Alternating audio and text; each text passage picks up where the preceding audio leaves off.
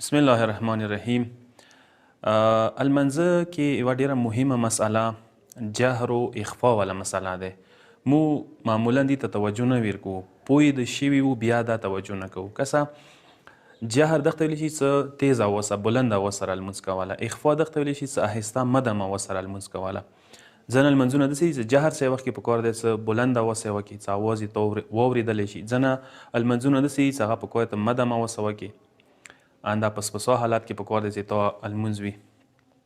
سبی المونځ مخام سلطان المونځ پکار ته جهر سه وکړي، یعنی کوم الحمد و سرعه دی دا پکار ته جهر سه وکړي. کم از کم دور اواز سه وکړه چې تا غوږو پورې اواز روشي او تا څنګ ته کس ویلوړ دی هغه تا اواز واوري.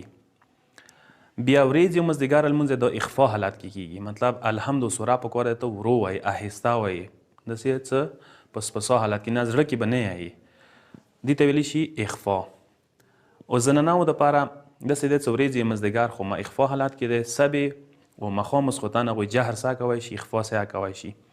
خو جهر سه که چیرې کوي پکار د نامحرم نه وي، که خونې کې نامحرم موجود دی بیا پکار د اخفا سه وکړي، آهسته اواز کې وکړي.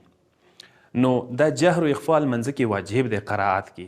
که چیرې عمدن پویې مسالې باندې جهر د نه وکړلو المنځه کې جهر و یا اخفا د نه وکړه المنځه کې آهسته و تیز د وکړو المونځ د بتلیدای شي.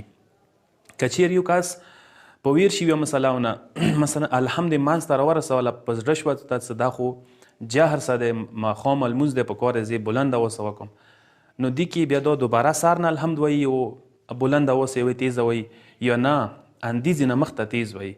سار نه الویستله ضروري نه، اندیز نه مخته تیز وایي بلنده اوسه وایي کافي دی.